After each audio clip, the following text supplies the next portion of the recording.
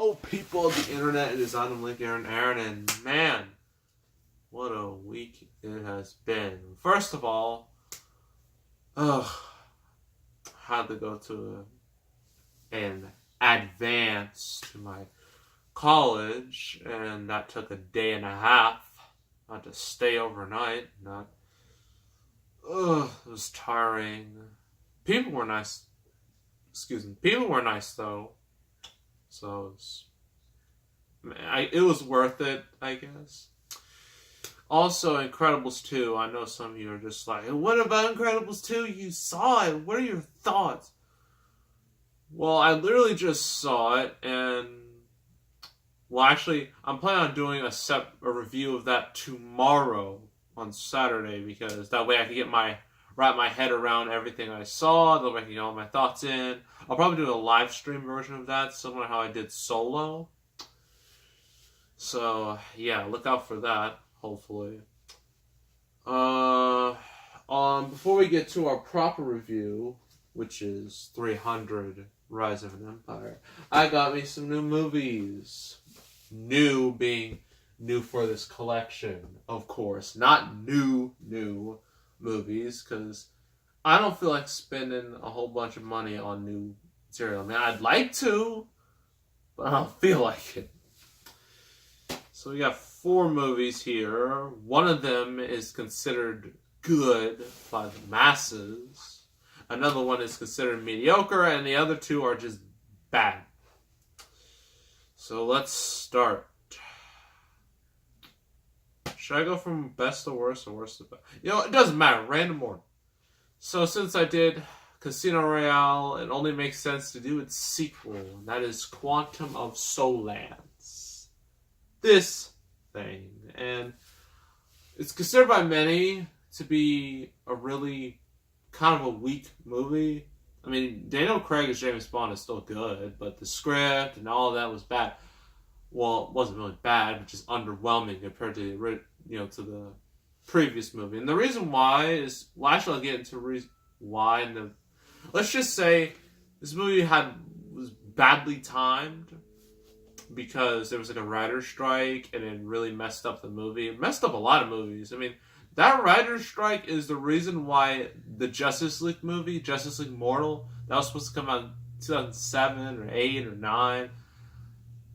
Blame that strike for killing that movie. So, yeah. And it also really hurt the script for this. Yeah, not a good time for James Bond. But good thing he bounced back with Skyfall, which made $1 billion. Next up is a movie that's quite infamous, but it's a Nicolas Cage movie, so we can get maybe a little bit of laughs. Ghost Rider. This flaming piece of crap, to say the least. Ugh. I mean, I don't know what to say. I mean, Nicolas Cage, he can be very entertaining at times. And this is one of those movies, but the script is terrible. The villains look like they're from Twilight, and this was a year before Twilight, mind you. And the female protagonist is weak, and this whole movie feels weak. What's worse, it got a sequel, which is even worse, and I don't want to review that. So, the sequel, unless you want to see me tear that movie to shreds, leave it in the comments, or give this video a thumbs up if you want me to tear apart Spirit of Vengeance, that horrible Ghost Rider sequel. Anywho, next up is another video game adaptation, video game movie, because I thought to myself, you know what? What would be great for my channel? Video game movie reviews. Movies based off games. That's where the real money is, clearly. And since I recently did Angry Birds, I thought, let's do something from the past. Let's do something really crappy. And it's actually quite relevant now, considering there's going to be a new game of this series, I think next year. It's Hitman. Yes, this thing. Don't even get me started on Hitman Agent 47. I could buy it and destroy it and just tear it to shreds and just that movie is just so friggin' horrible. But this one I have not seen, so it'll probably be better, at least a bit better. Yeah. Oh, video game movies. Why do you always have to suck? I mean, not all the time, but most of the time. Hopefully Detective Pikachu can save this genre from complete failure. And the final one is the best one for obvious reasons. And I actually have I don't know if it's a comic book or graphic novel. I think it's a graphic novel. It's more graphic. Whatever. I think it's... Yeah, it's a comic book. Whatever. It is one of my... This was actually a personal favorite of mine. It is Kick-Ass. Yes, this very, very, very, very, very entertaining movie. I know what you're saying. Like, oh my gosh, you just said a bad word. And you're all gonna roast me like how the Avengers roasted Captain America for saying language. No. I'm an adult. Most of you watching this video are probably adults. As I hope you are. If you're not, nothing I can do about that. Yeah, this movie is fantastic, and its sequel. I will defend its sequel, even if it's not as good as the original. I will defend it because I really like this movie and its sequel. But I don't have the sequel. I'll probably get that sooner rather than later. So yeah, those are the 4 movies I got. Not a whole lot, as you noticed. Definitely not as much as the last time, where I got the 3 Star Wars prequels, which are. Ugh, I did 1.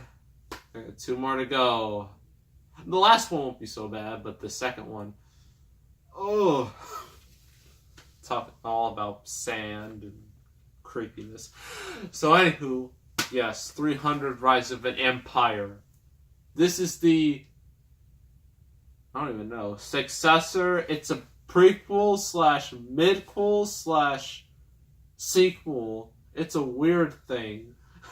The 300, which 300 is one of my favorite movies. I can watch that.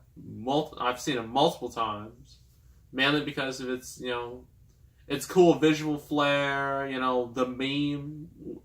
Leonidas. I think Gerard Butler is like King Leonidas. Like his meme-worthy line, "This is Sparta," and it kicked him down the pit. That is movie magic right there. Solid 10 out of 10 for me.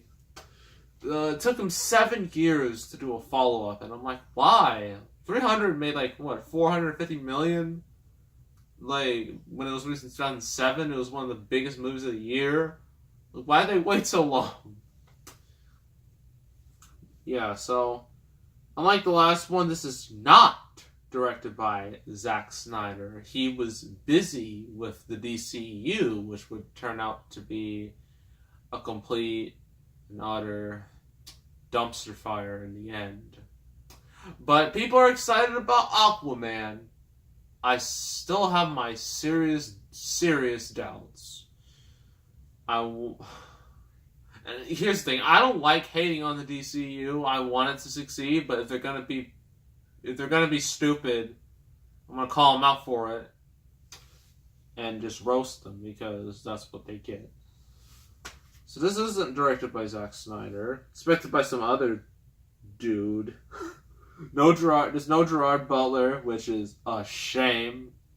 Boo. I boo that. We have basically a new cast. You got this guy who's generic. And that's putting it lightly. That's being super nice. And on the back, you got Eva Green, best character in the whole movie. She makes the whole movie worth it, in my eyes. So yeah. If you want to read it, it's in very, very small text. I don't know what they were thinking, but you can't see it. I mean, you could, but it's so freaking small. So for vengeance, for glory. Whereas for Sparta, come on, cover. You're already botching it. It's unbelievable. They couldn't even say for Sparta. It's ridiculous. So this new chapter of the epic saga 300, told in the breathtaking visual style, not as good as the original, that defined the original blockbuster, brings the fight for glory to a challenging new battlefield, the sea. So, yeah, they're basically, most of the time, they're having sea battles. Nothing like the original. In the original, they were on land, and they were just chopping down Persians. Just slice and dice and slice and dice and dice in slow motion. All that jazz. So, Greek general... Oh my gosh. I'm gonna botch this name so bad. Themistocles. Oh, I'm so bad. Is pitted against massive invading Persian forces who are ruled by the god king Xerxes and led by Artismira? Ugh! Eva Green! The vengeful commander of their navy, knowing his only hope of defeating the Persian I'm struggling so bad.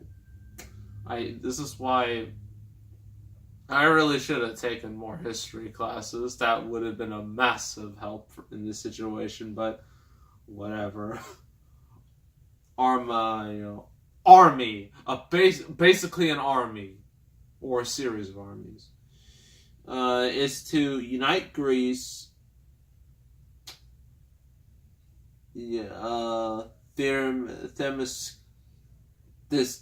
This dude. Let's just call him this dude with the blue cape. Yeah, that's him. Leads the charge that will change the course of the war. So, the plot is, more or less, this guy is the new Gerard Butler, which sucks. If only he... Oh yeah, Gerard Butler's dead in the movie. Last movie he died.